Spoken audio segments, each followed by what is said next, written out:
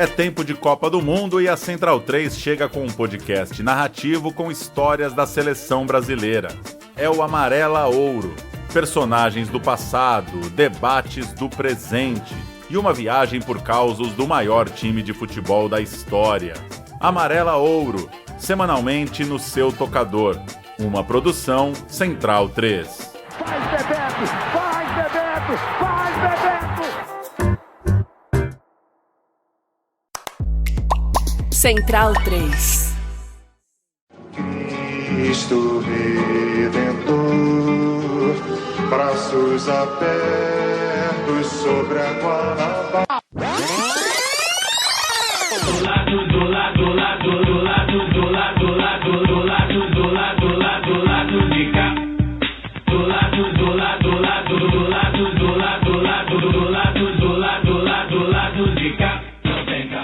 Bom momento, ouvintes da Central 3. Hoje é segunda-feira, dia 1º de junho de 2026. Eu sou o Caio Belandi, direto do Sal Estúdio, para mais um episódio da temporada lá do B10 Anos. Chegando no seu feed, time novamente completo aqui. Comigo no Sauí, Daniel Soares, a volta de Fagner Torres Lima no estúdio e nossa Zordon Laura Ramos, aí no telão, via internet em algum lugar do mundo. Hoje a gente conta também com a presença de Yuri Moura, deputado estadual do Rio de Janeiro pelo PSOL. O Yuri é atual presidente da Comissão de Legislação Participativa da Alerj, além de professor gestor público especializado em cidade. Vai nos ajudar, vai tentar nos ajudar, né, a contar um pouco do tamanho do buraco que o Rio de Janeiro se meteu. A gente tem sido cobrado, né, pra falar mais do que tá acontecendo no Rio. Aproveitar que essa semana, aparentemente, o Política Nacional deu aí uma inspiradinha, né? Nunca dá pra falar isso que é segunda-feira, né? A gente vai saber, a gente pode ser furado pelos acontecimentos. Tu ligou pra Polícia Federal pra saber? Ainda não, e ninguém me liga também pra me avisar de nada. E o pior é que na altura do campeonato, eu torço pra que a gente seja furado por coisas boas amanhã. Pode acontecer. Chegamos num momento tão bizarro que se acontecer alguma coisa boa, inclusive tá pode valendo. acontecer com o Rio, né, Yuri? Sempre no Rio. Boa noite. Valeu, Caio, valeu, galera, lá do B do Rio. Muito bom estar com vocês aqui de novo. E vamos falar. Eu já começo dizendo, a culpa é do Cláudio Castro. Cláudio Castro, que esse precisa tomar cuidado de manhã, né? Na hora de acordar, às vezes não dá tempo de deixar o café já na cafeteira. Não, prepara o diploma, bota em cima da cama. Eu já deixo o café na cafeteira, porque não dá tempo nem de botar o café. Esse tá ouvindo barulho 6 horas da manhã no condomínio e tá ficando preocupado. Esse né? tá. Luara, você que tá analisando o Rio de Janeiro de um lugar seguro, longe do Rio de Janeiro, de preferência. Fora do Rio de Janeiro, né? Não tão longe, né? Mas fora. Como é que você tá? Bem-vinda. Caio, Fagner, Daniel, olá, Yuri. Bom te reencontrar, né? Aqui. Oi também para todo mundo que nos ouve a partir de agora.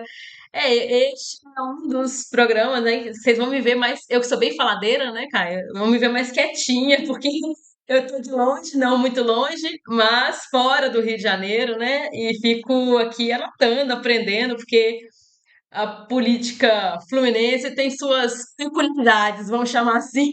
Não coloque o Fluminense no meio disso, por favor. Embora o Rio de Janeiro ontem tenha acontecido coisas interessantes pra você, né, Luara Ramos, né? Aconteceu aí. Mas eu não tô... Eu prefiro me alienar na política, de uma fonte. Tá bom, tá certo. Não, mas você vai dar a visão de fora, às vezes é importante a visão de fora. Daniel, bem-vindo, boa noite. Boa noite, vamos tentar destrinchar essa maluquice. Até nem a gente entende direito, né? Não. Imagina quem é fora do Rio. Eu fui fazer a pauta e fui não, esse aqui era o que mesmo? Não, esse aqui foi o que? Assim, é tanto crime, né? Que eu já não sei o que tá respondendo o que foi preso por quê. Enfim. Fagner Torres Lima, bem-vindo de volta a clima de Copa, né, Fagner? Você já tá totalmente amarelinha. Tô copalizado. Não amarelinha não, mas tô copalizado. Cara, isso aí a gente não entende direito o que acontece no Rio de Janeiro, mas uma coisa a gente pode dizer.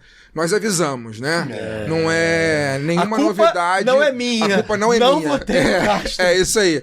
É isso aí. E... Nem no Vitsu.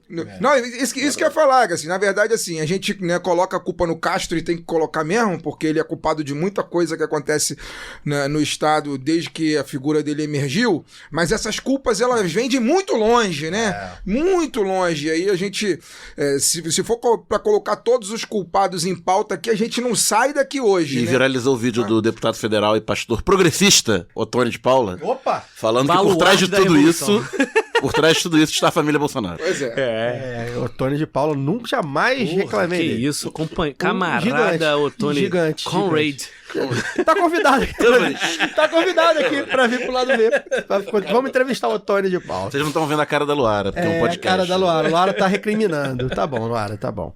Você tem razão. Você é a voz sensata que habita nesta seara de podridão. Antes da gente começar a nossa conversa, lembrar que o lado B é parceiro da Dona Chica Slingeria, uma marca de slings e carregadores que proporcionam conforto para os bebês e liberdade para os papais e mamães. Uma grande dica aí de presente, útil, bonito, de qualidade, enfim, para as mamães e papais que estão buscando autonomia sem perder contato com o seu bebê.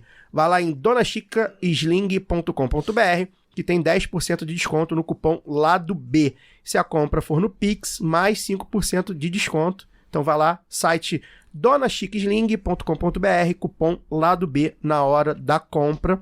Tem também o Instagram da Dona Chica, @DonaChicaSling.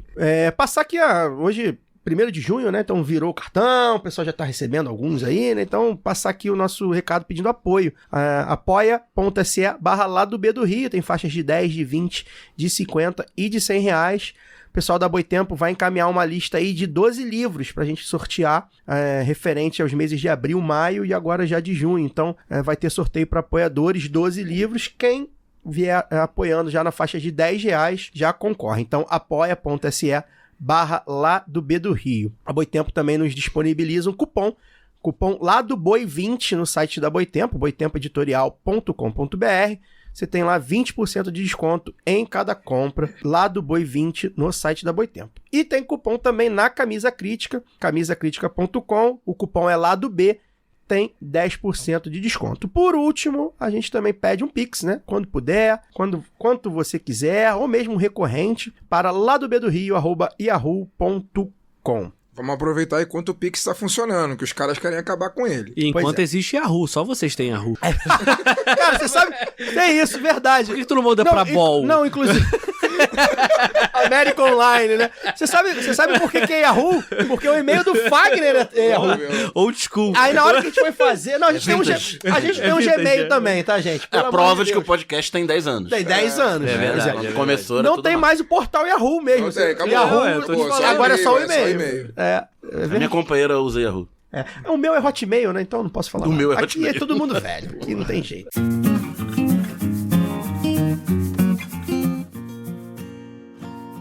Vamos lá, vamos começar a nossa conversa. Eu fui, como eu falei, né, Yuri, fui estudar um pouco mais a fundo a pauta para lembrar as coisas. E aí eu fiz aqui um textinho para tentar fazer um apanhado. Me corrija se eu estiver errado e adicione as informações aí, pelo menos as mais relevantes, né? A gente sabe que a crise no estado do Rio não é também uma novidade, né? Sim, é uma crise permanente aí, já de décadas, né? Tanto uma crise política, né? Governadores presos, impeachmentados, etc. Tanto a crise econômica, né? Que o Rio de Janeiro se coloca aí há muitos anos, que resvala nas crises sociais, né? Rio de Janeiro, a gente sabe que os índices sociais do Rio de Janeiro são até entre os piores do Brasil em vários, né? Em vários índices. Mas a gente chega em 2026, o que aparenta ser uma espécie de ápice, né?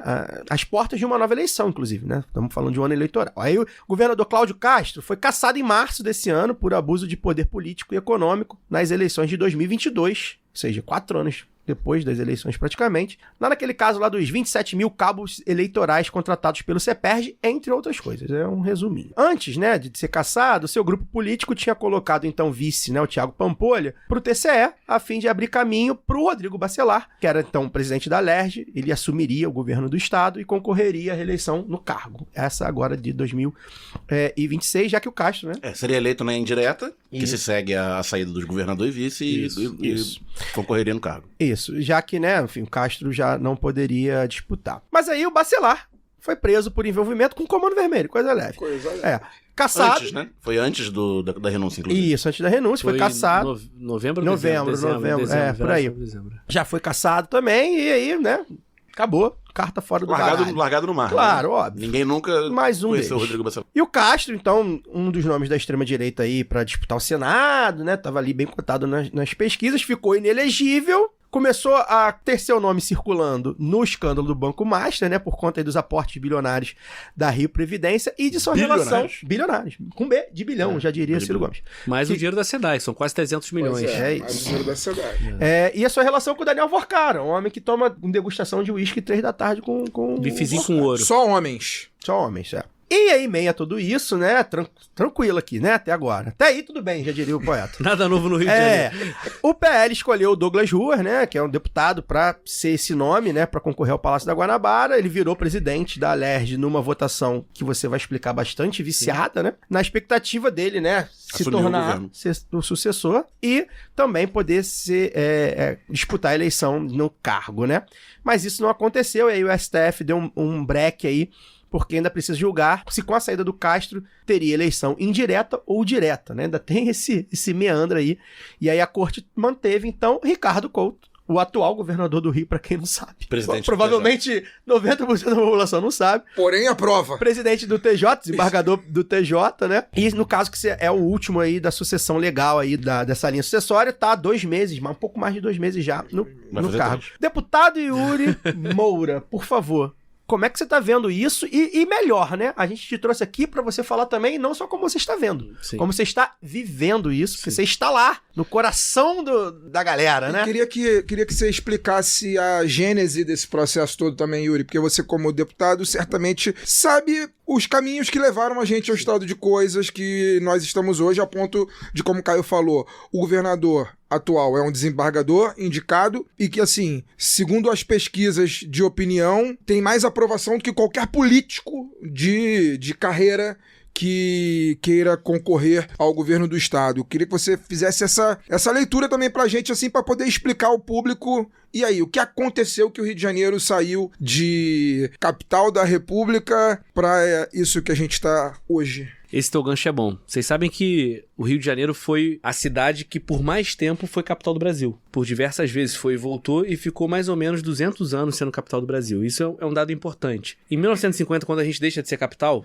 se cria um vácuo de poder, né? Quando o Juscelino vai e consolida Brasília como lugar da central política brasileira. E ao mesmo tempo o Rio já tinha uma disputa econômica e social com São Paulo e até mesmo com outras áreas do país que foram desenvolvendo. Centro-Oeste, o próprio Nordeste sempre foi muito forte. Em 75 a gente toma outra porrada, que é a fusão do estado da Guanabara com o Rio de Janeiro. O Rio de Janeiro nunca teve compensação econômica, social e política. E tem uma fala da política que é a seguinte: não existe vácuo de poder. Onde a gente não ocupa, alguém vai ocupar. Onde o poder estatal não ocupa, alguém vai ocupar. Então não dá pra gente justificar tudo na história triste do Rio de Janeiro, mas é importante levar em conta, porque tudo que sucedeu desses anos todos pra cá foram problemas sociais, econômicos e de ordem política que moldaram essas lideranças, né? A ditadura militar tem peso nisso, tem papel nisso quando faz a fusão da forma que fez, né? Quando o Rio deixa de ser capital, ele paga um custo porque não teve compensação nenhuma pra isso. Então me incomoda muito hoje, na condição de deputado estadual eleito pelo povo do Rio de Janeiro, de também parecer que só o Rio de Janeiro tem esses problemas. Ninguém na Lesp tem relação com o PCC? Pois é, sempre digo isso. O Ricardo Nunes, o que foi que a gente denunciou quando estavam atacando o nosso companheiro Guilherme Boulos de tudo que é coisa? Com laudo falso, de droga, não sei o quê. O Ricardo Nunes usava empresas de ônibus para receber dinheiro do PCC. No Galeão já metralharam alguém? Porque não temos notícia disso. Porque recentemente mataram, acho que foi no de Guarulhos ou Congonhas. No saguão de Guarulhos. No saguão de aeroporto internacional. Um advogado que a imprensa chamava de advogado. Não, o cara é traficante, pô. Ele lava dinheiro pro tráfico. Então, assim, eu tenho um certo problema de que eu sei os nossos problemas do Rio de Janeiro, eu vivo eles na pele. Cheguei na Leste sendo ameaçado de morte, sou condenado por ter chamado o governador que é corrupto de corrupto, e não sou o primeiro. Passaram e estão lá muitos e muitas que lutam. Então, assim, uma parada também que, porra, desculpa o termo, mas o Rio de Janeiro é o cu do Brasil, né? Porra, também eu não aceito isso, assim. Estamos em disputa e temos muitos problemas, correto. E como vocês colocaram muito bem, o Cláudio Castro, que, na minha opinião, é o culpado dos fatos recentes, ele vem também de um vácuo de poder. Porque a gente tem aquela avalanche do Bolsonaro, que o Witzel, mesmo não sendo muito grato, assim, à família, né? Ele consegue colar naquele foguete e é eleito sem ninguém acreditar naquilo. Ao mesmo tempo, ele pega um vice que os bastidores da política, eu já ouvi isso da Lerj lá, da boca de gente da direita, que assim, cara, o Cláudio Castro estava viajando quando o Witzel foi pro segundo turno. O cara não tava nem aqui. Isso é verdade. Era um vereador de primeiro mandato com 10 mil votos, né? Ele era o vereador menos votado entre os eleitos. Que foi assessor do Márcio Pacheco, que hoje está no TCE. Que era o cara do PSC de voto católico, voto do Renovação Carismática. Exatamente isso. Tanto que tá lá o Fred Pacheco, é um cara que me deu super bem, o irmão dele é quase que gêmeo, é deputado lá comigo, é um cara que tá na comissão de pessoa com deficiência, faz até um trabalho bacana e tal, a gente conversa muito. Mas é isso, assim, vem daquele lugar. E o que eles me falaram lá, nos bastidores da Leste, que o cara tava viajando no primeiro turno, esse cara tem que voltar voltar. Vai ser vice-governador. Vai ser vice-governador. E aí, a Assembleia, numa legislatura que eu não estava, mas como historiador e cara que gosta de tomar uma cervejinha, tu conversa com um, conversa com outro que tava lá, os caras vão contando, né? Cara, fritaram o Witzel real, assim. É óbvio. Eles mesmos, assim. É óbvio que o Witzel é um maluco translocado. É um Ególatra, cara né? ególatra, despreparado, bateu de frente com a família Bolsonaro. Mandou fazer uma faixa azul e branca, faixa de governador. É isso. Pra aparecer Falou que ia ser presidente. Falou que ia ficar Falou. 4 anos como governador e virar presidente. Isso o Bolsonaro já gritou, todos os bolsonaristas da LERJ. E não conseguia conduzir politicamente o processo. Né? E a partir Ele governou disso... com o Lumpen, né? Da época do Cabral. Ele pegou os caras de terceiro escalão do Cabral e nomeou. Perfeito. Os caras nem esquema sabiam fazer. Exatamente, perfeito.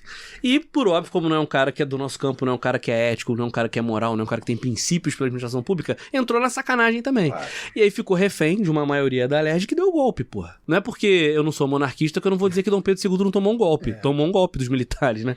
Não é porque eu odeio o Witzel por tudo que ele fez com o Rio de Janeiro, por tudo que ele representa, tudo que ele defende até hoje, que eu não vou dizer que o cara tomou um golpe, porra. Sim.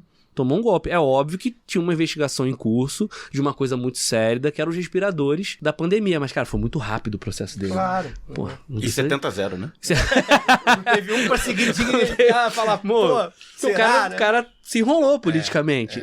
E aí, você faz o quê? Essa abreviação de vácuo de poder, porra, tira lá do esgoto um ser repugnante, que é a mistura do discurso conservador religioso com o cara do baixo clero da política que tava ali pegando mochilinha quando ainda era vereador de 100 mil, né? Tem vídeo dele no elevador pegando mochilinha de dinheiro e que é catapultado pra ser governador do estado do Rio de Janeiro, refém da galera que o fez governador, que o tira de vice e faz governador. Já sabendo... Tudo certo pra dar já sabendo... Que se saísse do Palácio Guanabara pra tomar um café na padaria aqui da esquina, seria reconhecido. É isso, não, e ele entra já sabendo o que aconteceu com o antecessor. A crônica de uma morte anunciada. Então, assim, total, ele viu o que aconteceu, ele sabe por que ele tava ali, e aí ele falou que não, esse erro eu não vou cometer. Né?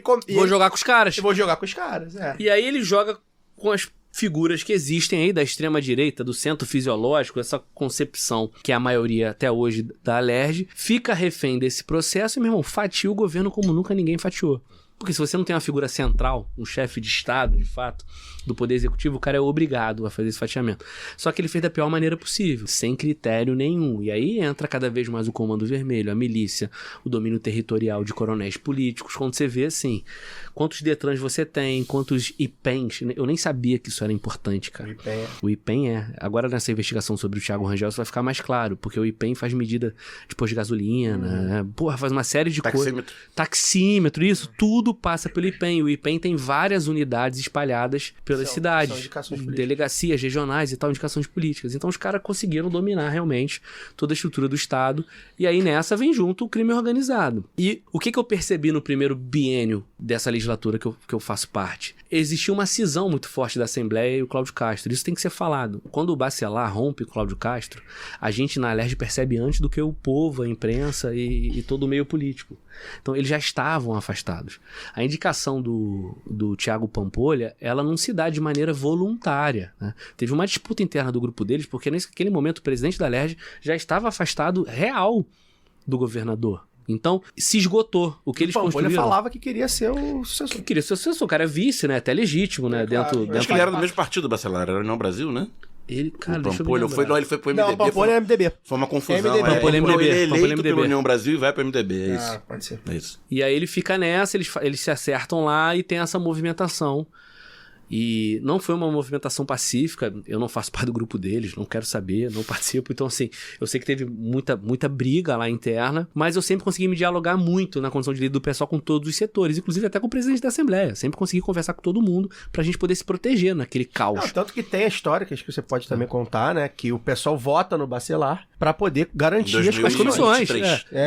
Né, que isso pegou mal, né? Teve uma certa militância que reclamou vida, e tal, mas o pessoal justificou, aí você pode até falar melhor. Pra garantir as presidências. Que era pra garantir as comissões, né? Que importante. Tipo, ele ia ganhar mesmo. Tem uma leitura política. Primeiro, a cisão entre Castro e Bacelar favorecia a oposição e a minoria da casa. Eu era o líder da bancada na época e eu defendo essa tese até hoje, depois de tudo que aconteceu. Segundo, ninguém tem bola de cristal. Naquele momento não tinha nenhum tipo de investigação que envolvesse o crime organizado. Além do que a gente sabe do que o Centrão sempre responde. O risco sempre sabia, o risco tem. Terceiro, ninguém votou ali para ser governador, presidente da República, coordenador de DCE ou presidente do partido. É simplesmente uma maioria que já tinha consolidado que ia ter um voto num parlamentar que ia conduzir os trabalhos da casa. Nem ordenador de despesa de governo do Estado ele cuida dos trabalhos da casa.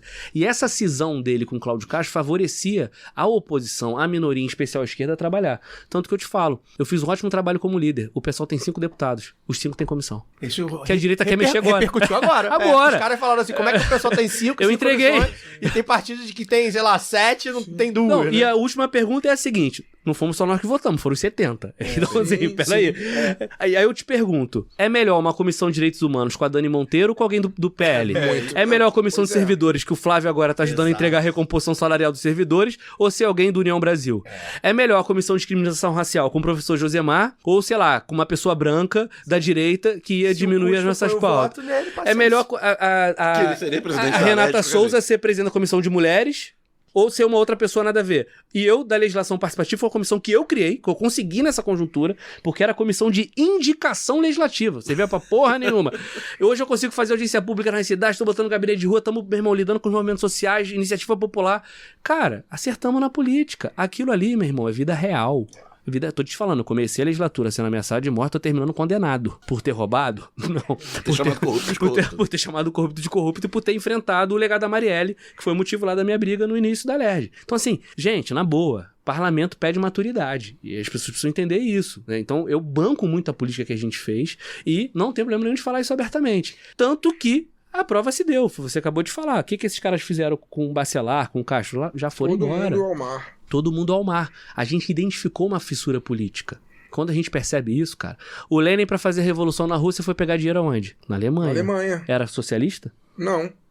No ponto. E olha que a gente nem tá falando de dinheiro aqui, tá falando de um voto republicano parlamentar. Então não tem jeito, é correlação de força e a esquerda precisa amadurecer nesse sentido, né?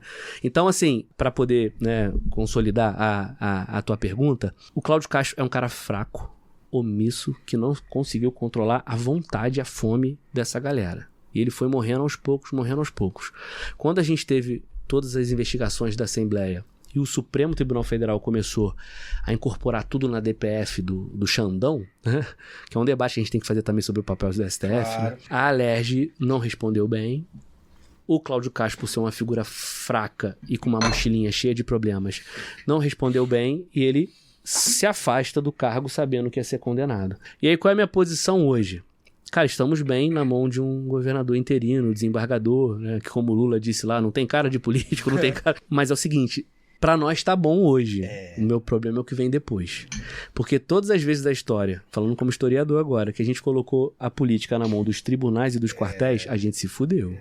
Não vamos esquecer que o Lula ficou preso mais de 500 dias. Não vamos esquecer que, assim como o Witzel sofreu um impeachment que tinha materialidade, a Dilma saiu sem materialidade, foi um golpe contra nós, isso gerou o Temer, depois veio o Bolsonaro, então eu tenho receio do processo histórico que a gente, enquanto minoria da casa, tem tentado debater isso, dizendo assim, cara, a correlação de força tá boa pra gente, mas como minimamente a gente garante a institucionalidade. E aí eu acho que nós temos que fazer um debate enquanto campo do papel do STF, do papel do judiciário e o quanto o próprio nosso campo tem judicializado demais a política. E você acha, Yuri, que o governador, desembargador Ricardo Couto tem chance de ser picado pela mosca azul do Frei Beto aí pro futuro? Governador pelo... Você acha? Podemos?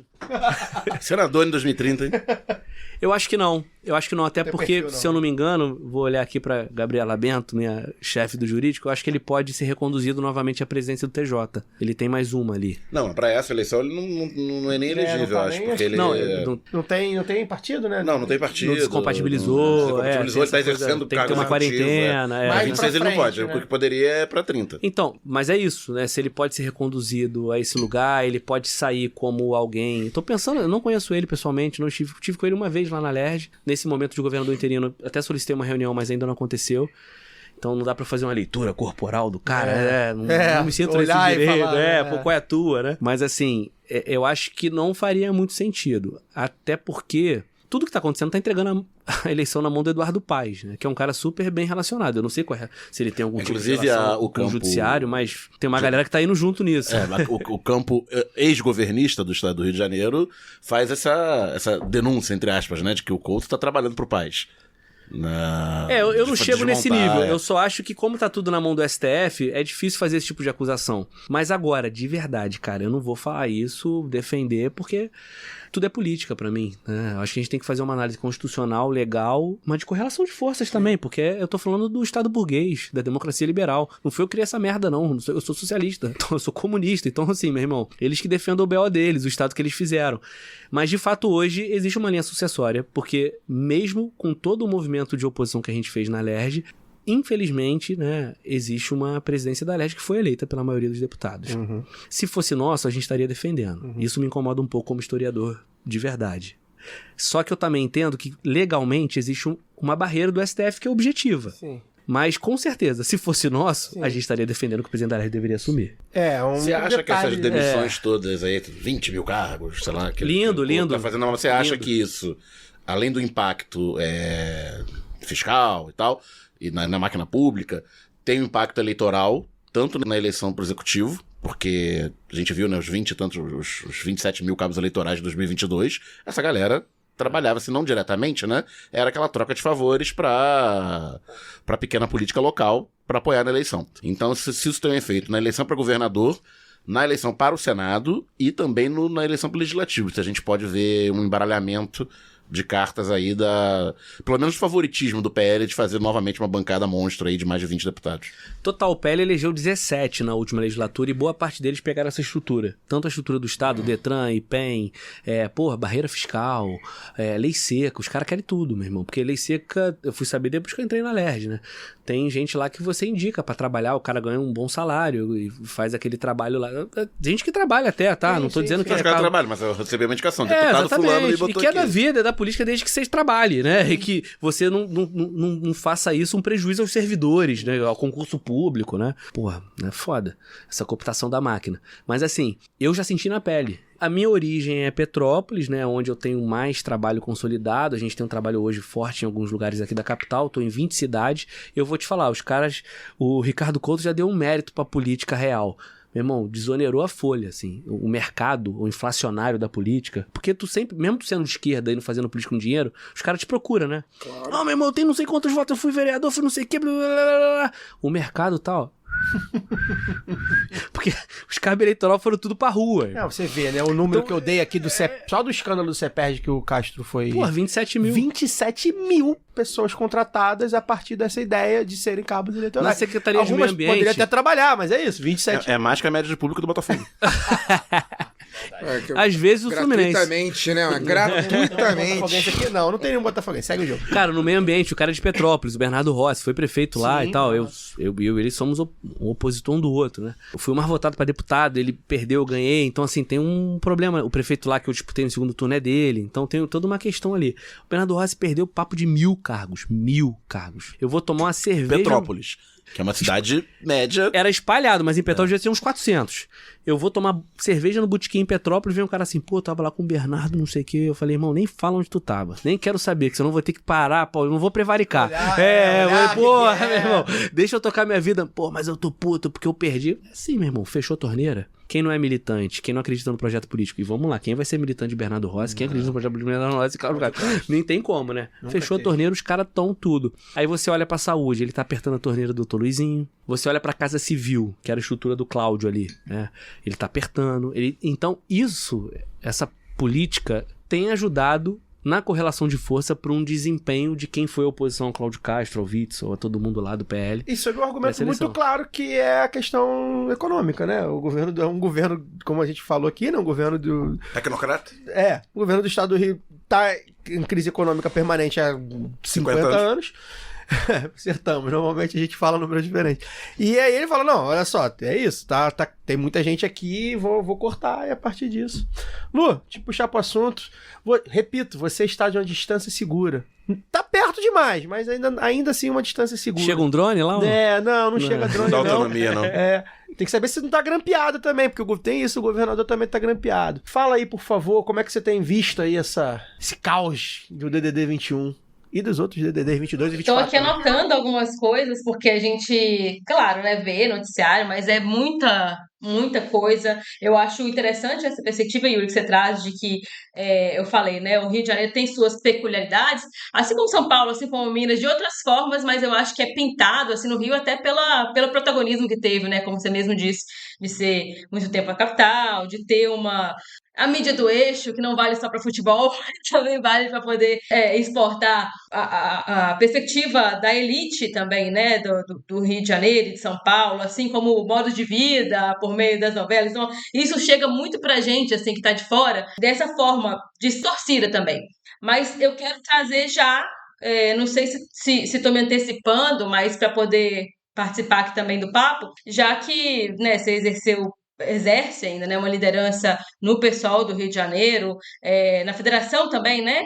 Chegou a presidir, ainda é presidente da federação? Sim, ainda estou presidente, Queria trazer para esse papo mais nacional agora, assim, como é que você vê, então, pensando já como oposição aí, mas como é que chega a esquerda ou as esquerdas do Rio de Janeiro para essa eleição, e aí já pensando também na eleição presidencial, da composição de palanques, essa diferença agora, né, com a federação e também a opção do pessoal, né, de ter certa independência aí. Como é que tá isso? Tamo fudidos.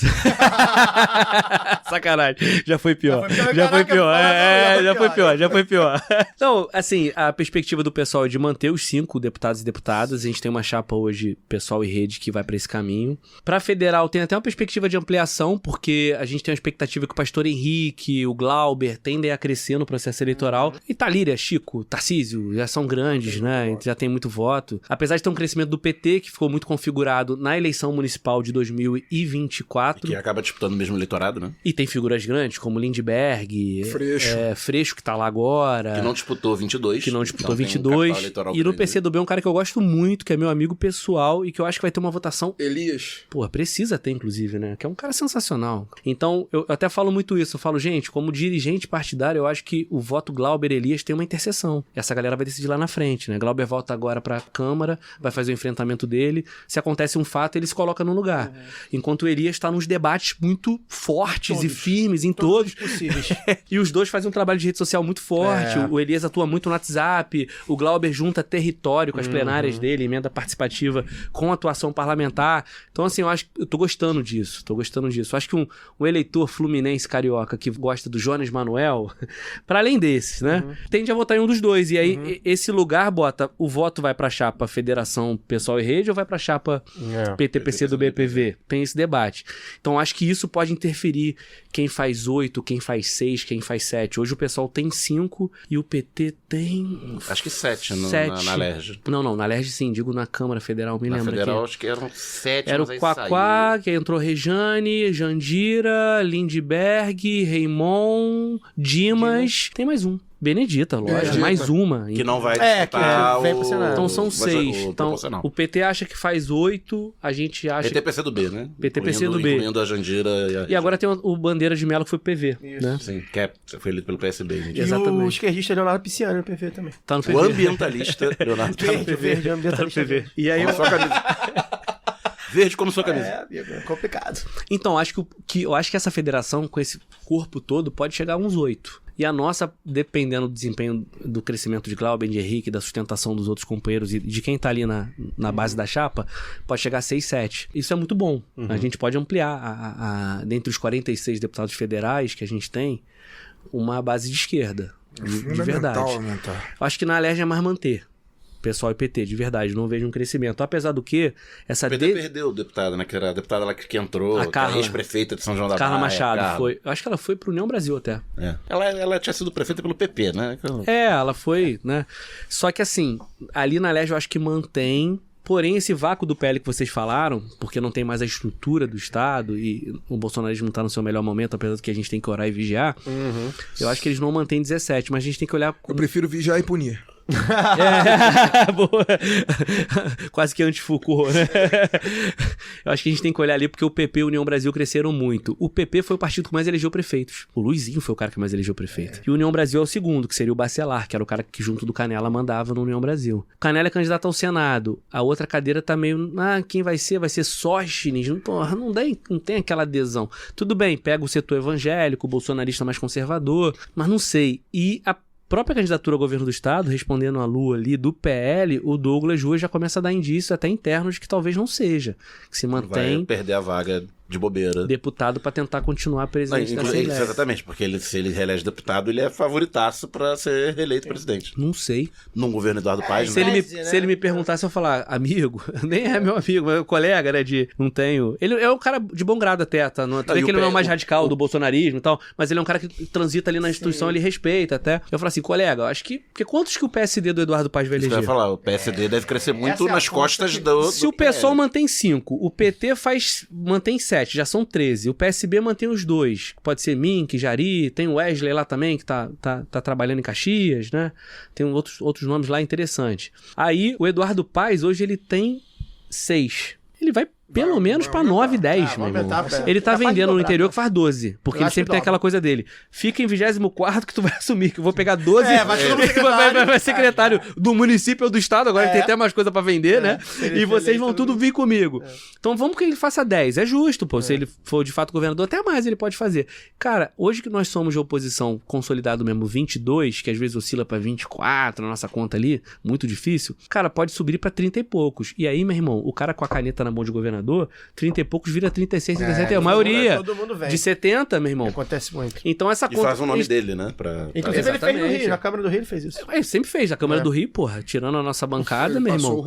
Passou o rodo. rodo, é difícil fazer oposição ali. E a galera tá lá resistindo. Por isso que a gente tá lançando, inclusive, o Siri, no meu companheiro lá da Zona Oeste, que é um cara que sempre foi oposição, sempre foi muito firme, sempre apontou os problemas lá do Eduardo na educação com os servidores na Zona Oeste. Então esse é um pouco o quadro. E quando eu penso o Brasil, cara, eu acho que nós estamos com 2 momentos de virada histórica. Na verdade, um momento de virada histórica que tem anacronismo no tom e no peso. Porque como o Bolsonaro não tá no páreo, a gente teve aquela disputa, vai ser alguém da família ou não. O Flávio conseguiu vencer isso, tá balançando, mas a tendência é que seja ele mesmo, o candidato. Eles preferem perder com o Flávio do que... Pra eles é mais jogo perder com o Flávio do que ganhar com alguém de fora da família. Só que qual é a direita que vem? Eu tendo a achar que não vai ser uma direita bolsonarista, vai ser uma direita com tons fascistas, conservadora, neopentecostal, com a mesma coisinha que eles falam lá, sem a cara do Bolsonaro e talvez comendo um pouco mais de garfo e faca. Acho que é a tendência mesmo. A tendência é essa. A nível federal, você tá falando. A nível federal. O nosso caso, que é do mesmo tempo histórico, ele ainda tem um Lula. Então o pós-Lula tende a ser disputado dentro do governo. Eu conversava isso um dia desse com um amigo, eu falei, eu sou ligado ao Guilherme Boulos, todo mundo sabe disso. Então assim, quem é o pós-Lula? É o Boulos ou o Haddad? Só esses dois. É o Dino ou Manuela. Ou a Manuela. Só no governo. Mas tem mais gente aí. Vamos pensar. Sei lá, o que vai ser o PT? O PT do Quacó ou o PT da Benedita senadora? Que tem chance. É o Rui Costa ou é o Camilo? E o Alckmin vai ser a sucessão pelo PSB? E o João Campos lá em Recife? E a Simone Tebet? João Campos e o Helder Barbalho? João Campos levou virada na pesquisa essa semana.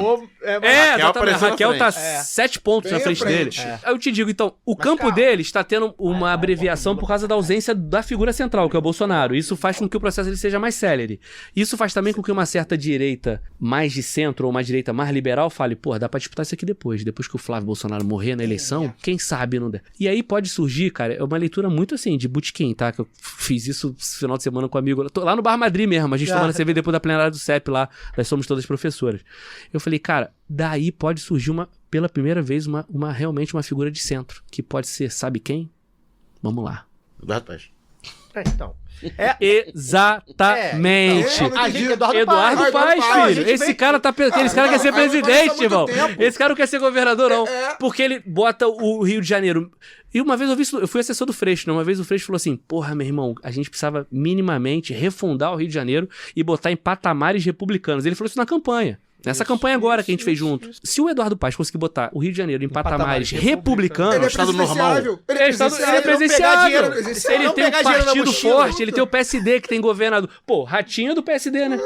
Meu irmão, o Caiado vai vir à presidência, o Eduardo Leite. Ele é amado o Kassab em São Paulo. Ele é aceitável.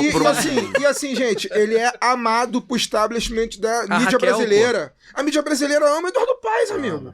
Ele tem o mercado financeiro, porque o irmão dele é banqueiro. Ele se dá super bem com a Globo e com a mídia brasileira.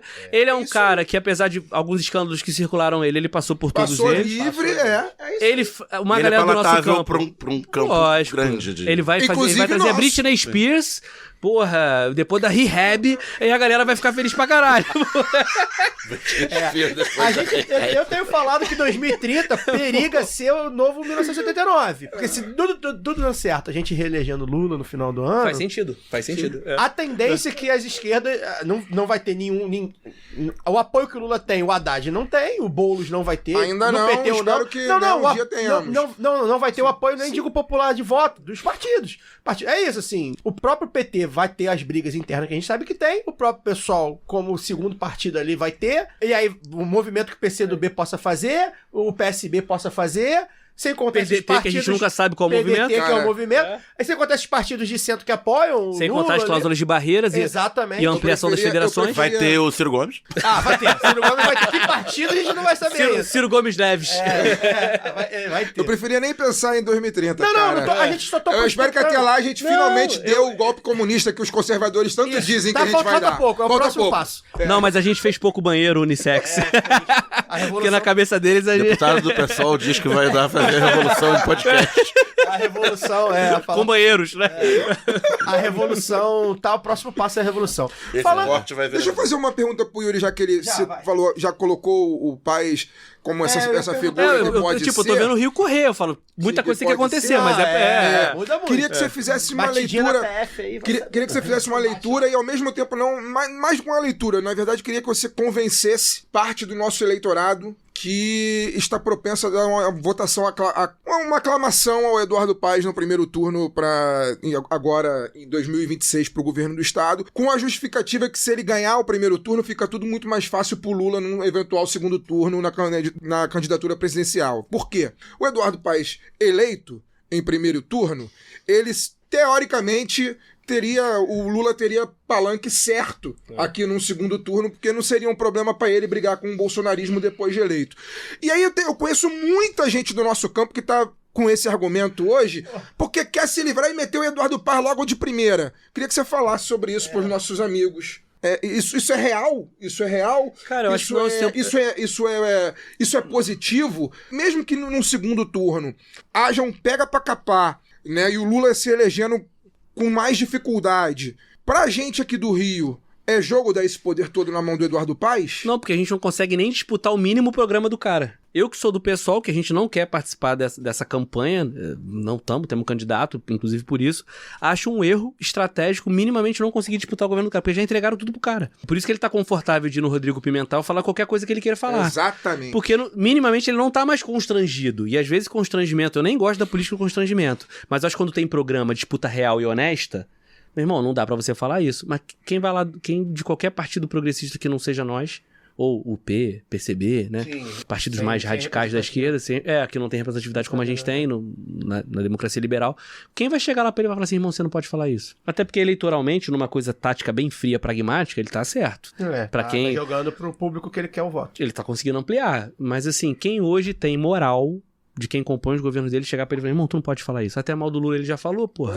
O Cavalieri falou mal do Lula, passou batido. No Globo, no editorial de domingo. Todos eles falam. Todos eles falam. Então, assim, os caras estão esticando a corda, deve ligar pro Lula. Pô, Lula, desculpa, tu sabe que eu tenho que ganhar a eleição.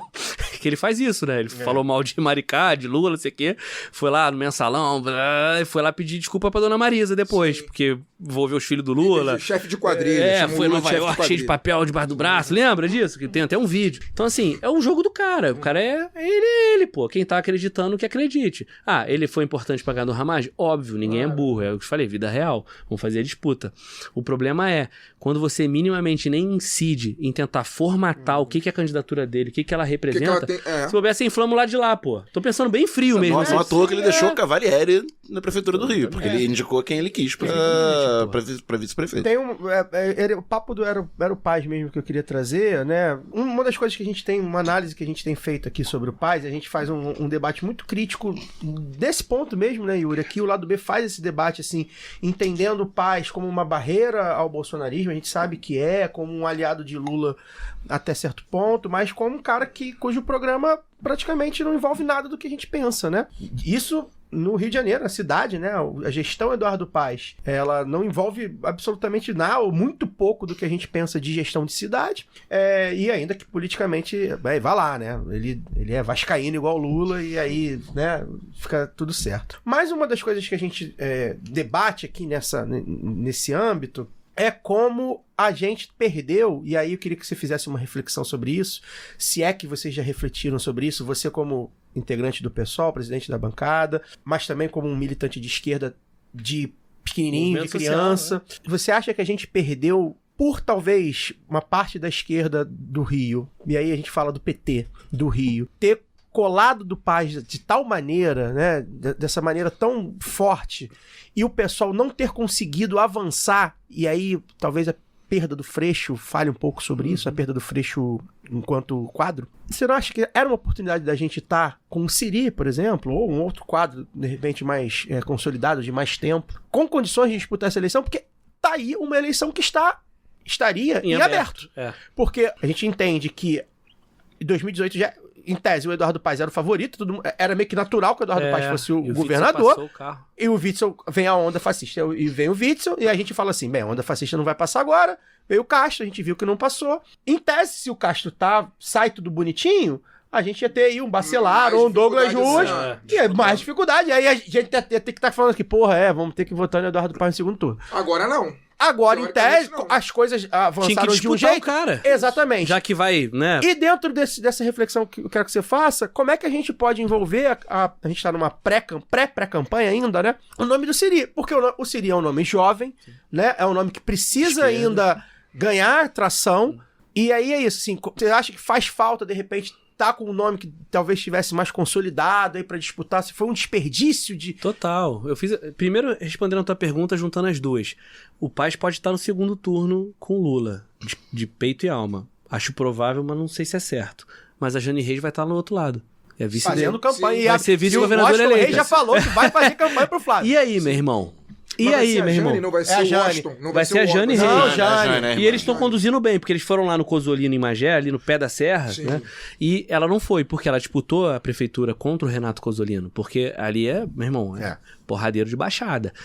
O cara é prefeito de Caxias, tentou ganhar Magé. O cara de Magé tentou ganhar Caxias. E Game of Thrones, vida que segue o War, e vamos pra dentro. Cosolino, que desde que eu me entendo por gente... E o Eduardo Paes não tem pudor de fazer isso. Eu acho até ele muito habilidoso. Isso é uma valência dele. Ele é muito habilidoso. Porque ele faz as paradas sem pudor. Na cara de todo mundo, ninguém fala nada, né? O que, cara, de verdade... No caso dele, na Realpolitik, Realpolitik. Mas ele, ele é isso mesmo. Acho que ele... O problema... A culpa não é dele, meu irmão. O problema é a gente romancear esse processo, né? Não a gente, né? Alguns dos nossos do campo, né? Então, eu tenho essa preocupação. E a minha crítica interna ao pessoal, eu sou da Revolução Solidária, organizado junto com o Guilherme Boulos, não quer dizer que a gente acertou em todos os debates, não quer dizer que a gente tem as soluções para o futuro da esquerda brasileira, mas assim, o pessoal demora muito a tomar uma tática eleitoral. Cara, eles decidiram numa conferência que iam marcar uma outra conferência para março, para escolher o candidato. Eu falava, Siri, meu irmão, Siri é meu amigo, foi assessor comigo na época do Freixo. A gente ganhou a eleição para vereador junto, é um cara que, a gente tá falando hoje de manhã, um cara que eu respeito muito, também vem de base. Ele foi o único cara da Zona Oeste, eu fui o único cara do interior.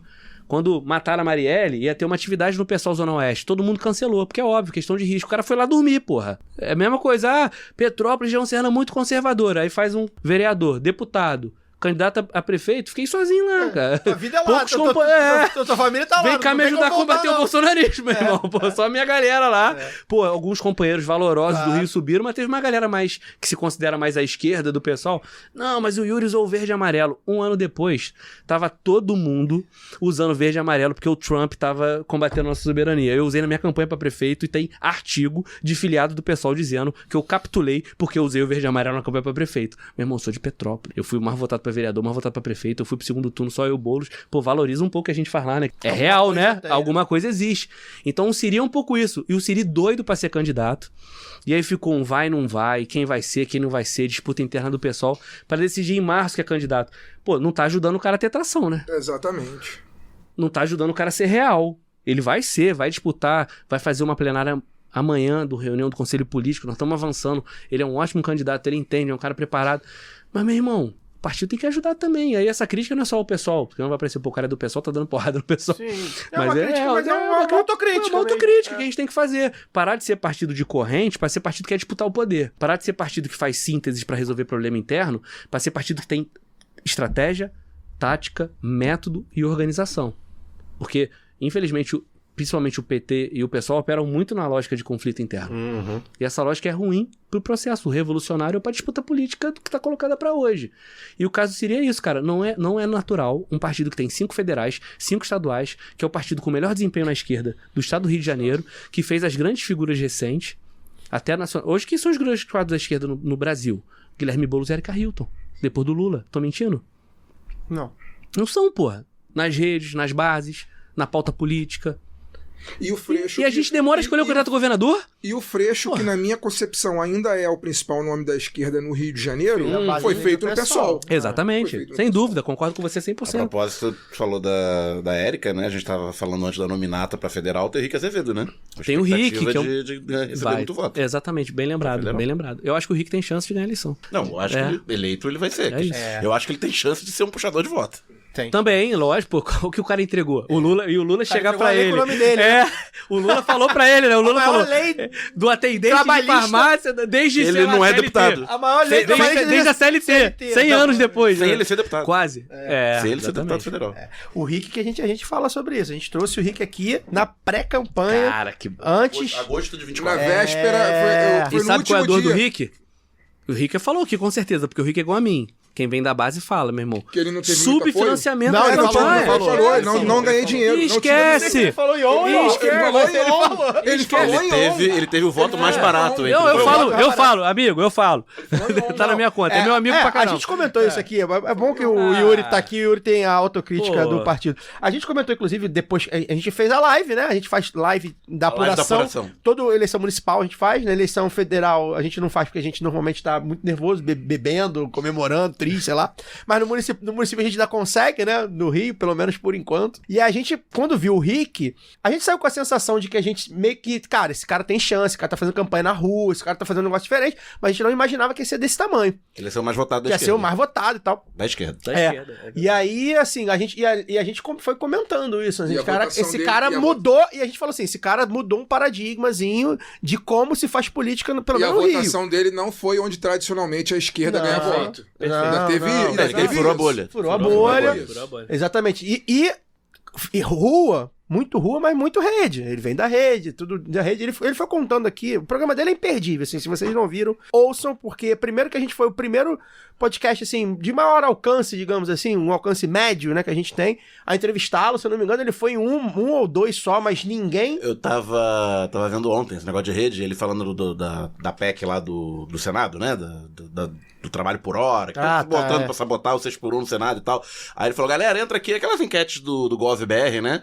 Que a gente sabe, não tem valor oficial, mas é um indicador, parâmetro. É um parâmetro pra jogar na disputa política ali e tal.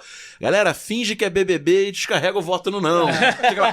Tava 3.000 a 3.000 quando começou, tá 40.000 a 4. Não, eu lembro que ele falou... Ele usa a lógica de fandom, ele usava já, em exatamente. 24 ele já usou, e era 1 milhão. Cara, a gente tem um grupo com 1 milhão de pessoas. 1 milhão de pessoas o grupo tem, espalhadas pelo Brasil. Então, é uma nova forma de fazer política. E eu ainda falei isso, assim, que, com todos os problemas que a gente conhece da disputa interna do pessoal, que bom que o pessoal abraçou, porque também para outro abraçar não custaria, né? E não só de esquerda, a gente falou isso aqui também.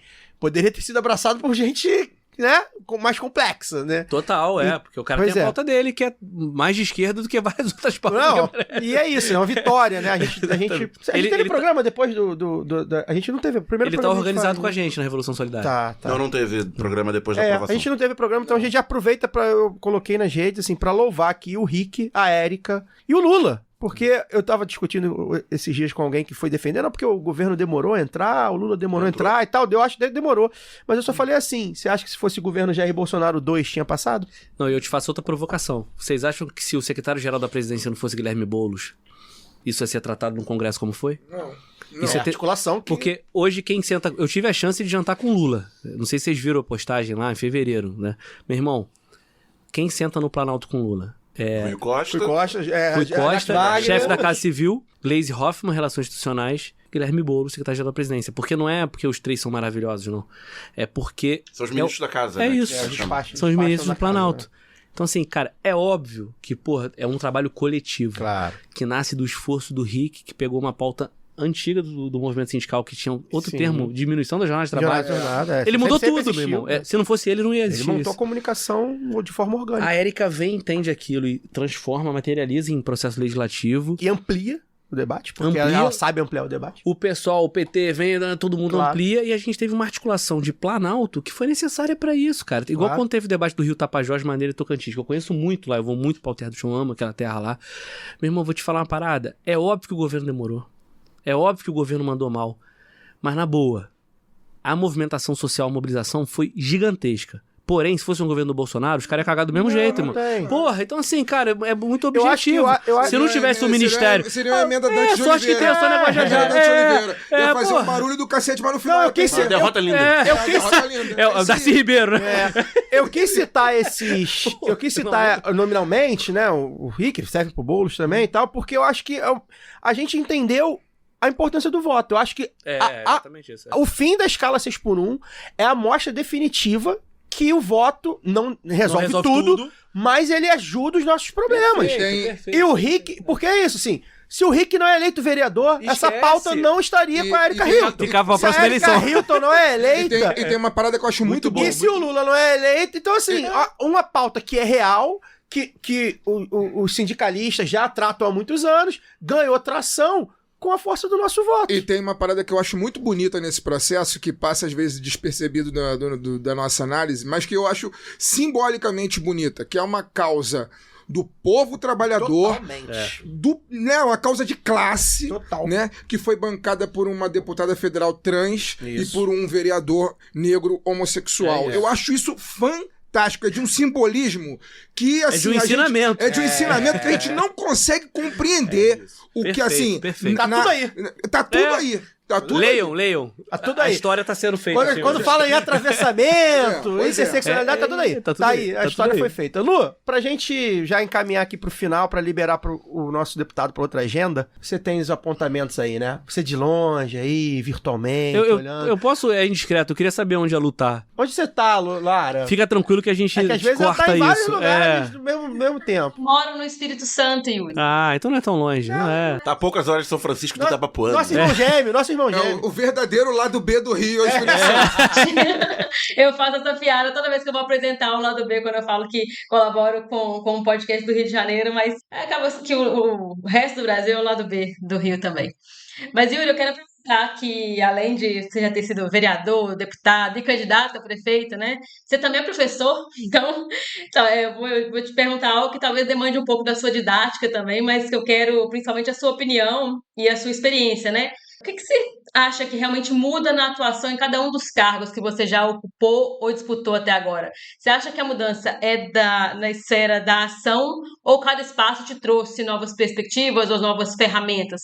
Porque eu acho que muitas vezes a gente subestima ou superestima muito a atuação parlamentar, né, dependendo do caso, mas o que você pode compartilhar da sua experiência nesses anos todos de militância também e de mandato, que mostra que é possível fazer alguma coisa desde que você tenha vontade política? Eu acho que a primeira coisa é que a LERJ nem deveria existir. De verdade. Eu deveria estar dando aula ou num outro cargo político, porque assim, eu sou totalmente contra ao Pacto Federativo Brasileiro, que é uma cláusula pétrea da Constituição, então não tem como mudar, tem que fazer uma nova constituinte, coisa que a gente já defendeu em algum momento, é que agora não tem. Se fizer, não fudeu. dá. Se fizer, vai ser pior. Vai ser pior, Melhor não arriscar. vai ser uma teocracia, as mulheres não vão ter direito nenhum, os negros vão ser escravizados Vai novamente, voltar a os escravidão. indígenas, enfim, né? Mas assim, por ter estudado gestão pública também, ter vindo de movimento social e ter essa experiência parlamentar, eu tenho muito problema com a forma como o Estado brasileiro se consolida. É ingovernável, 5.570 municípios, 27 unidades federativas e um governo federal que concentra os recursos, o controle político num país que é muito plural. Eu sou defensor de uma unidade nacional, isso é que o Brasil tenta construir. A gente, na condição de historiador, entende isso há séculos. Mas se você for pensar, o que é o governo do Estado? Vou dar um exemplo muito pueril. 3 Rios é mais Minas ou mais Rio? Juiz de Fora é mais Rio ou mais Minas? Porque tem a questão cultural, social, econômica, que cria as barreiras fiscais e de domínio de controle político, que no final de contas o Pacto Federativo atual, ele é um espelho do Tratado de Tordesilhas, que passou pela política café com leite e as províncias. Sendo que o primeiro organismo político institucional da história do Brasil é a Câmara Municipal. Lá você tinha até prisão. Quando pega os jornais antigos do período colonial, você tem até coisa assim, porra, é nojento falar isso, né? Mas tipo, perdi meu escravo. O cara ia lá na Câmara reivindicar isso, né? Meu escravo, esse absurdo, fugiu. Então, até hoje, quando o povo olha um vereador, uma vereadora, que eu fui, e quer que resolva o problema dele de farmácia, é porque, de fato, a primeira instituição política foi a Câmara Municipal. E nós temos hoje uma federação, uma república federativa nos moldes do que os republicanos propuseram sob a luz dos Estados Unidos. Que é uma outra história política, social e de poder. Nós tínhamos que ser uma confederação. Eu defendo isso, que é o quê? Eu sou municipalista. Eu acho que a gente não tinha que ter tantos municípios, mas a gente tinha que ter municípios que organizariam a política pública a partir de consórcios. Então, exemplo, questão territorial. Política econômica e social, você organiza a política pública. Como o SUS faz hoje, né? Você tem os consórcios por região, não é só por estado. Tem um consórcio de saúde da região serrana. Isso é financiamento, Você falou do referenciamento. Rio, no Nordeste, por exemplo, essa dinâmica de cidades que tem em volta geograficamente de outro estado é muito comum, mais comum ainda. Total, que a vida do cara... Petrolina, Total, e hoje você tem, sei lá, quem mora na minha região ali, na Posse, que é o último distrito de Petrópolis, faz atenção básica em Areal, que é um município limítrofe. E quem tem que ter filho de Areal, ou vai em 3 Rios, ou vai em Petrópolis, no Hospital Cid Caneiro, porque não tem maternidade. Se você for pensar na política pública, naquela coisa chata da burocracia do Estado, da gestão, que eu gosto pra caralho, mas é que eu sei que é chato, meu irmão, essa porra dá uma merda na hora de financiamento de recursos. É porque aí você consolida a dominação política territorial, que hoje está configurada em quê? Emendas parlamentares. Então os caras estão administrando um modo de poder que a Constituição consolidou de disputa do território, que é a minha parada, que é território. Então, que é o que a gente debate aqui, né? E que é o problema do Rio de Janeiro. Sim. Tráfico, milícia, coronel político. Então, acho que a gente tem que reivindicar isso, e aí isso mudaria o papel das instituições, seja da LERJ ou da Câmara, porque no final das contas é isso. Eu fui um deputado eleito por Petrópolis. Eu fiz 25.470 votos. 22.400 foram em Petrópolis. Eu fiz 3.000 votos fora. Eu fiz 1.000 no Rio. E hoje eu tô atuando em mais de 20 cidades. Mas fica uma coisa meio assim, eu sou o deputado de Petrópolis. Pois é. Porra, se eu não tivesse esse histórico de militância, muita gente, porque ninguém faz nada sozinho, né? Um mandato plural, que traz pautas e tal, eu podia ser só a tendência um vereadorzão. E não é o papel, né, de vereador deputado. Estadual. É o vereador estadual. Tá? É foda. A gente tem que... Cara, deu. Tá cheio, né? Tá cheio, é o que mais ganha eleição. É o que ganha eleição. E pra mim é duro, porque eu fiz 15% dos votos de Petrópolis como deputado. Pô, o cara faz 0,5% dos votos do Rio, o cara é deputado com muito mais voto que eu, pô. É proporcionalidade. Sorte que o sistema proporcional, ele ajuda um pouco isso, né? Que as pessoas são críticas, mas ajuda na representatividade. Então acho que assim, quando a gente tiver a oportunidade, aí não sei se quem sabe faz a hora não espera acontecer, como o Rick fez na 6x1. E como o Tony de Paula cantou no Caraca, não. Ó, 2 citações ao Antônio de Paula. Na terceira, quem fizer voto. Na terceira é voto. É rua. Vai sair do estúdio. Mas 2 strikes já. Nós temos que debater, porque até o radicalismo no discurso da direita vai contra essa estrutura liberal, política, enrijecida e engessada, que por muitas vezes a gente tem que se apegar a ela. Pô, posso falar, o discurso, sou candidato o tempo todo. O discurso eleitoral da direita é de ruptura. De ruptura. Eles tiraram isso da esquerda. Tá na hora de virar, já que a gente fez uma análise de correlação de força da esquerda e da direita, seja lá o processo da direita, seja lá o nosso processo pós-Lula, eu acho que tá na hora de ensaiar algumas coisas novas. E aí outro dia eu falo que eu acho que eu tenho umas paradas meio radicais. Tá armando ainda, né? Tá armando ainda. Yuri, sempre um barato conversar com você. A gente gosta muito, você fica bastante à vontade. Fico aqui. mesmo. E aí Vocês é são bom ótimos. que aí o papo fica genuíno, né? E a gente, mesmo de esquerda, né? A gente, quando tá com alguém com mandato, ou então um dirigente partidário, acaba que às vezes a coisa fica um pouco mais engessada. E você fica muito à vontade. Que bom que você fica à vontade. Vocês que criam esse ambiente. Pra conversar. Até porque eu falei no início, eu já fui garoto de programa. Tive programa programa de TV, de rádio. Né? É isso, cara. Muito obrigado. Agora pra você se despedir e também pra fazer um pouco do balanço, né? 4 anos aí na LERJ, pra gente encerrar. Queria que você falasse um pouco resumido, então escolhesse algum alguma ação sua que te representou, assim, nesses 4 anos? A gente sabe que você teve problemas, como você citou também, aí com o Castro, agora tá tendo problema aí também judicial aí, com as questões judiciais aí. Como é que você vê, né? Como é que você viu aí esses 4 anos? Como é que foi esse desafio nessa LERJ mais pegando fogo do que nunca, né? Como é que foi isso aí?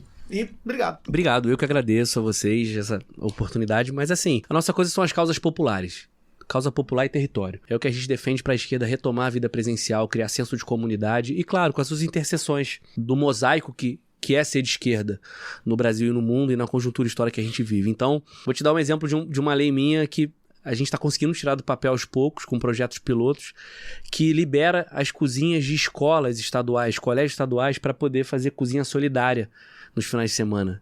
Tem várias iniciativas de associação de moradores, de movimentos populares, de igrejas, que fazem entrega de quentinha, por exemplo, que é o que a gente defende como cozinha solidária, política pública hoje, dos movimentos MST, MTST, e que não tinha estrutura. Então a gente hoje tem uma lei de minha autoria que libera, no tempo ocioso, essas cozinhas para o uso de movimentos que fazem ações de combate à fome. Por outro lado, a gente criou os refúgios climáticos, que, numa parceria com a UERJ, garante espaços públicos e privados voluntários para as pessoas poderem se abrigar no extremo calor. Então, se eu tô andando pelo centro do Rio de Janeiro, meu irmão, tá batendo a sensação térmica de 51 graus. Estudos já apontam que se você ficar exposto isso a 4 horas, você tem 50% de chance de adoecimento, até de morte com doenças crônicas, hipertensão, questões cardíacas, respiratórias. Nós estamos consolidando essa política pública e parece que a LERJ vai ser o primeiro refúgio climático. Então, ao invés de entrar no banco ou no shopping, né? É isso, você entra num lugar que vai ter pontos de hidratação, banheiro e um protocolo mínimo para você poder. Isso já funciona na Europa, eu tive a chance de conhecer isso na Espanha, junto da UERJ, então é a universidade propondo política pública. E sem contar toda a nossa luta em questões climáticas, de moradia, ambiental, que não dá para discutir nada hoje, se a gente não passar pelas questões climáticas. O povo mais vulnerável é o povo preto, periférico, são as pessoas que sofrem com racismo ambiental e com injustiças socioambientais. Então a gente tem feito muito isso, a lei do enfrentamento. Na região serrana é uma questão que vem da onde vem. Te toca muito porque, afinal de contas, Petrópolis, né? É da onde eu venho. Petrópolis, Friburgo, tudo ali. Toda redondeza, né? E aí aconteceu isso que você falou, né? Eu fiz uma fiscalização justamente numa obra pós-tragédia em Petrópolis, uma obra de 80 milhões superfaturada, que tem laudo que mostra que ela é superfaturada, e eu falei que o governador era caloteiro por não pagar os servidores. Tá aí o desembargador que pagou e que comprova que realmente Cláudio Castro era caloteiro. Falei que ele era corrupto, porque já tinha vídeo dele com mochilinha com dinheiro, entre outras coisas e escândalos. Aí falei que ele era porco, acho que ele ficou ofendido com isso. Porque eu falei que a obra era uma porcaria. E quem faz porcaria, minha mãe me ensinou que é porco. É o que eu falo pro meu filho Dom e pro meu filho Joaquim, né? Então, assim, ele gerou um processo que me fez ser o único deputado processado, e agora fui condenado pelo Tribunal de Justiça a 3 meses de prisão por fazer o meu trabalho. E aí a gente tem feito uma chamada de que fiscalizar não é crime. Eu fui condenado a 3 meses de prisão convertido em multa, recorri ao TJ e preciso que o Tribunal de Justiça reveja a minha condenação, porque isso pode gerar efeito de qualquer um da direita. Ficha limpa. Exatamente. Falar que eu sou um condenado em segunda instância. E a intenção dele provavelmente tem sido. É isso. E aí começou, o doutor Luizinho fez processo, porque eu só falei que ele botou o primo num laboratório que fez... né, laudo falso de câncer. Laudo falso de câncer, que fez transfusão de sangue de órgão com HIV. E aí, eu tô sendo processado, mas tá tudo bem, porque a gente é de luta e eu só preciso do máximo de apoio possível para que o nosso mandato popular se sustente. É o famoso condenado quando eu falar a verdade. E no caso a história vai me absolver, porque é questão de tempo pra Cláudio Castro. Esse aí. Bangu, não sei. Será que ele vai pra onde? Qual vai ser o Airbnb dele? É bastante possível, inclusive, que, considerando que semana passada teve toque lá, é bem possível 2 que vezes esse programa esteja indo ao ar e com toque, vai saber. Fagner Torres Lima, vamos trocar figurinhas. Vamos trocar figurinhas. Literalmente. Fui cooptado pela Panini. Copa do Mundo. Panini. Merchandise, o nome disso. Tá igual bet. Porém, tá aí uma marca, uma multinacional que a gente aceitaria o patrocínio neste momento pontual. Então, se a Panini quiser patrocinar um podcast... Só não aceita bet. Não, bet não. Mas um podcast anticapitalista patrocinado pela Panini, Vai ter. Se quiser, pode vir Panini, lá do @yahoo.com. A gente aceita até permuta. Não tem problema não. Em figurinha. Em figurinha, claro. O O meu Fagner eu quero- começou tarde. O meu querem figurinha? O Fagner começou tarde, então precisa de muita figurinha. E eu já tô acabando, então não posso ficar comprando muita. Então, Panini, por favor. Fagner, um abraço. Um abraço, pô, cara, muito bom falar com o Yuri novamente. Espero que a gente esteja junto em breve de novo, Yuri, que você seja reeleito. É uma das minhas opções de Me voto. falta um voto. Né? Ah. Não, é uma das minhas opções de voto. Uma das minhas opções Eu de aceito o voto de tricolores, tá? Afinal, Fluminense. Pois é. Enfim, muito bom. Todo o programa, eu espero que daqui até outubro todo o programa tenha essa vibe e que a gente, enfim, no final, lá em outubro consiga, né, além de reeleger o Lula, enfim, tornar o Rio de Janeiro um lugar mais habitável, diminuindo a bancada do PL, aumentando a nossa bancada na Alerj, dando uma votação digna da esquerda para o Siri. E é isso, vamos que vamos. Obrigado a presença de todo mundo que tá aqui. Semana que vem a gente tá de volta na semana da Copa do Mundo. Do início da Copa do Mundo. Semana que vem, se tudo der certo, uma deputada federal que a gente tá devendo. Uou. 10 anos sem mulher, ela tá aqui. devendo, A gente tá devendo ela, se Deus quiser, vai dar tudo certo, ela vai estar aqui com a gente. Vai dar spoiler, não? Não. Acompanha lá do B do Rio na semana que vem. Eu mando pro Igor lá pra você ouvir. Laura Ramos, obrigado. Até semana que vem. Valeu, Caio, Fagner, Daniel, valeu, Zassi, Yuri, sempre bom. Não vou nem falar com você, eu te ouvir, que eu acho que mais ouvi aqui, e quero ouvir essas ideias aí mais radicais que você falou que tem, estou interessada. E agora eu entendi porque que você perguntou onde é que eu tô. Mas eu tenho amigos do Rio, pode ficar tranquilo, a gente vai distribuir o programa. Também vou ouvir. Eu tinha que ter perguntado onde está seu título. Mas é uma alegria mesmo quando a gente vê quadros jovens, né, também da esquerda, pensando o Rio, pensando o Brasil, e trazendo aqui, né, para poder bater papo com a gente. É sempre uma honra. Muito obrigada e até semana que vem, pessoal. Vou agradecer pelo jovem, porque eu acho que o Yuri tem mais ou menos a minha idade, então vou agradecer pelo 36, jovem. 90, noventinha. Então, Não, gente, peraí, vamos continuar aqui nos jovens. Tudo é relativo, né, gente? Eu o Lula tá aí acabei com de- 80. Jovem. Com as pernas bem torneadas, inclusive. Tá melhor que eu. Então, peraí, vamos adotar o critério É sindical. verdade. Só. Até a bancada 89 e O 90. Estatuto da Juventude bota até 29. Ótimo. Dani, boa noite. Valeu, gente. Muito obrigado, Yuri. Mais uma vez, sempre um excelente papo. Até semana que vem. É isso. A gente encerra por aqui, então, mais um episódio da temporada Lado B 10 anos, tá? Semana que vem tem mais Lado B. A gente tá para fazer uns anúncios da comemoração, né, de 10 anos que a gente vai fazer em agosto. Então, estamos aí nas tratativas finais. Falta só assinar, né? Algumas coisas aí bacanas, vocês saberão em breve. E a gente segue te convidando a ficar com a gente. Como diria o Eurico Miranda, 90%. 90%. Projeto Ronaldinho Vasco, 90%. Os valores não assustaram por enquanto. Temos acordo verbal. Boca, Acordo verbal. E a gente sempre, toda semana, tá aqui te convidando a ficar com a gente, né? Pra fortalecer o jornalismo independente, contra-hegemônico e anticapitalista. Forte amplexo e até lá. Este podcast foi editado por Fernando Cesarotti.